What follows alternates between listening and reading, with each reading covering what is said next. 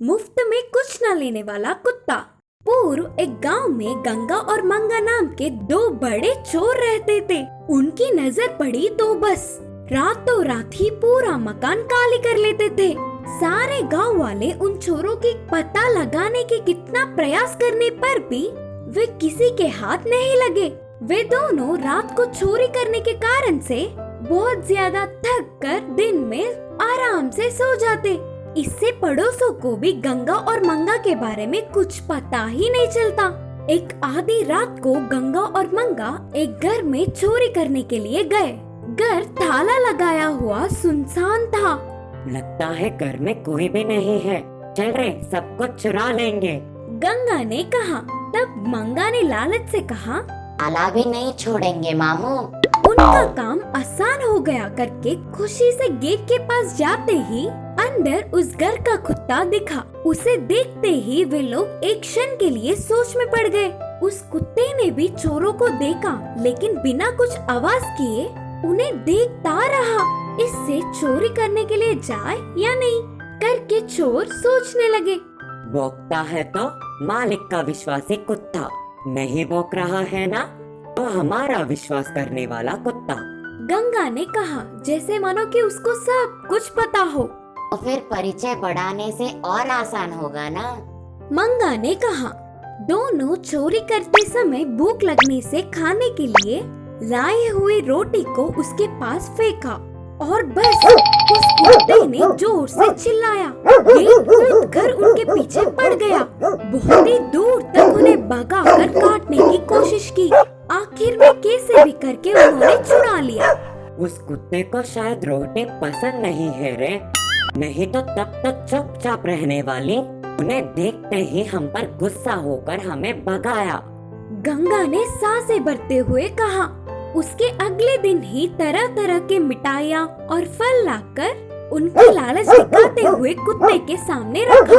उन्हें देखने पर भी वह कुत्ता पूरी रात चिल्लाते हुए चोरों को गलियों में भगाया। मामू शायद उस कुत्ते को मिठाइयाँ और फल भी पसंद ना हो। मुझे लगता है कि वो हमसे मांस चाहता होगा, मंगा ने कहा। बाद में तरह तरह के मांस लाकर उसके सामने डाला। उन्हें देखकर भी कुत्ता चिल्लाते हुए चोरों को पूरे गांव में घुमाया। अब उस घर में चोरी करना मुश्किल है करके वे लोग समझ गए। तब गंगा ने कुत्ते से कहा, पहले हमें देखकर भी ना भौंकने वाले तुम क्यों तुम्हारे पसंद के तरह तरह के चीजें लाने पर चिल्ला रहे हो? ऐसा क्यों? कुत्ते से पूछा। आपके चुप होने पर इस घर के रिश्तेदार या फिर जान पहचान वाले होंगे करके सोचा, लेकिन जब आपने मुफ्त में रोटी, मिठाई, फल और मांस दिया तभी मैं समझ गया था कि तुम लोग चोर हो। बोलते हुए कुत्ते ने जवाब दिया। उस कुत्ते की बात सुनकर चोर चौंक गए। अरे सच में हमारे दिए हुए चीजों को वह कुत्ता चाहता तो अब तक पूरा कर चोरी कर लेते। एक कुत्ते के समझने वाली बात हम नहीं समझ पाए, गंगा ने कहा। मामू हमें भी अब से मुफ्त के चीजों पर लालच नहीं करना चाहिए। लालच करने पर बाद में हमारे जैसे बड़े बड़े चोर आकर पूरा चोरी कर लेंगे, मंगा ने कहा। उस दिन से वे दोनों चोरी करना छोड़कर मुफ्त का लालच ना करते हुए दिन में मेहनत से कमाकर कमाए हुए पैसों से अच्छे से जीने लगे। खिलौने बेचने वाले। एक गांव में नितिन और जतिन नाम के दो खिलौने बेचने वाले रहते थे। दोनों का एक ही कारोबार होने के कारण आज किसका कारोबार होगा ये तनाव रहता था। दोनों की कभी कभी लड़ाई भी होती थी। एक दिन दोनों ने सोचा कि गांव को दो हिस्सों में बांट लेंगे और बारी बारी शाम और दिन में कारोबार कर लेंगे। जो इलाके में वो सुबह जाते थे, शाम को वो अगले इलाके में जाते थे। ऐसे ही एक दिन में वो अकेले अकेले फिरकर सारे गांव में खिलौने बेचते थे। इससे एक दूसरे का सामना भी नहीं होता था और तनाव भी नहीं होता था।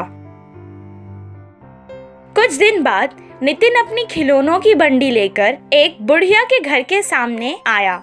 उसका पोता खिलौने देखकर जिद करने लगा कि उसे खिलौना चाहिए। बुढ़िया उसके पोते का पसंदीदा खिलौना बंडी से उठाकर उसका भाव पूछने लगी। नितिन ने उसका दाम बहुत ज्यादा लगाया। इतने पैसे उसके पास नहीं थे।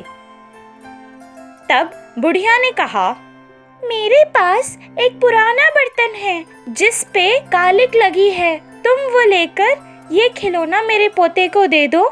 नितिन वो बर्तन लेकर हाथ से कालिक हटाने लगा। तब उसे पता चला कि वो सोने का था। उसके मन में लालच आ गया। ये बर्तन तो पूरा खराब हो गया है, इसके बदले में कुछ नहीं आएगा। ये बड़ा खिलौना तो नहीं, पर छोटा खिलौना तुम्हें मैं दे सकता हूँ। बच्चा जिद करने लगा कि उसे बड़ा खिलौना ही चाहिए। बुढ़िया कुछ नहीं कर पाई, इसीलिए वो बर्तन लेकर वापस अंदर चली गई। जतिन से किए हुए वादे के अनुसार उसका समय खत्म हो गया था, इसीलिए वो सोचने लगा कि अगले दिन आकर उस बुढ़िया से सोने के बर्तन के बदले छोटा खिलौना उसे दे देगा। कुछ देर बाद जतिन वहाँ खिलौनों की बंडी लेकर आया। बच्चा फिर उसकी बंडी को देखकर फिर खिलौनों की जिद करने लगा। फिर से उस बर्तन के बदले उसके पोते का पसंदीदा खिलौना खरीदने आई थी बुढ़िया।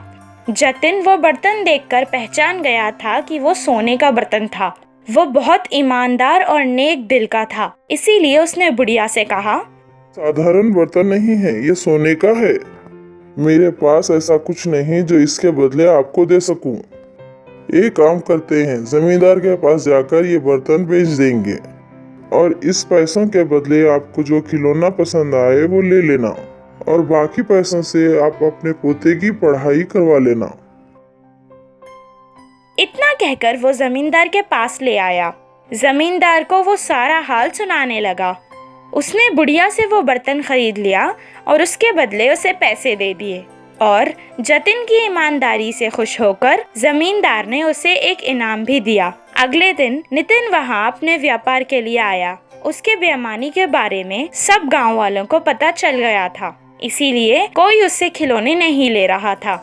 उसका बहुत नुकसान होने के कारण वो उस गांव को छोड़कर वहाँ से चला गया। इस कहानी से हमें ये शिक्षा मिलती है कि ईमानदार का कभी भी अच्छा ही होता है।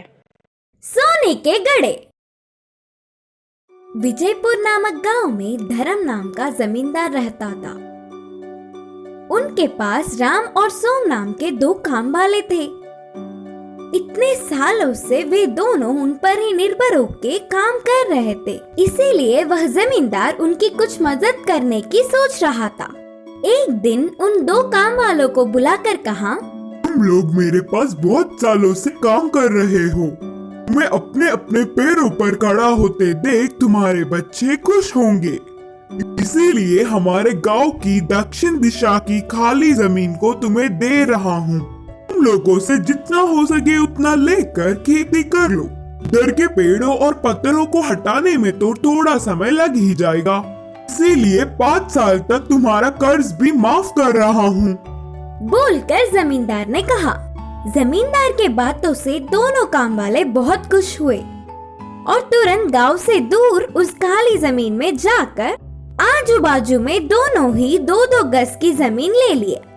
वहाँ के जमीन पर खराब पत्थर और पेड़ों को हटाकर साफ कर रहे थे और ऐसे ही धीरे धीरे खेती का काम भी शुरू करने लगे। एक दिन राम अपने जमीन की खुदाई कर रहा था, तब अचानक उसे एक आवाज से उसके हल को कुछ लगा और उसे बाहर निकालने पर वह सोने के 2 घड़े थे। उनमें बहुत सारे सोने के जेवर भी थे। बाजू के खेत में काम कर रहे सोम को बुलाकर पूरी बात बताया। तब तुरंत सोम ने कुछ सोचकर कहा, अरे राम, हमारे इतने सालों का मेहनत का प्रतिफल अब मिल रहा है। इसे हम दोनों मिलकर बांट के खुशी जीवन बिताएंगे। उसके लिए राम नहीं माना और कहा, ऐसे क्यों बोल रहे हो सोम? ये जमीन जमींदार जी की है। इधर मिली हर चीज पर उनका अधिकार है। ले जाकर उन्हें ही दे देंगे। पागल लगते हो। इन सोने के घड़ों के बारे में किसी भी नहीं पता, इसीलिए हम ही ले लेंगे। बोलकर सोम ने कहा, ठीक है, फिर आज रात तक सोच कर बताऊंगा। बोलकर उन्हें घर ले गया राम।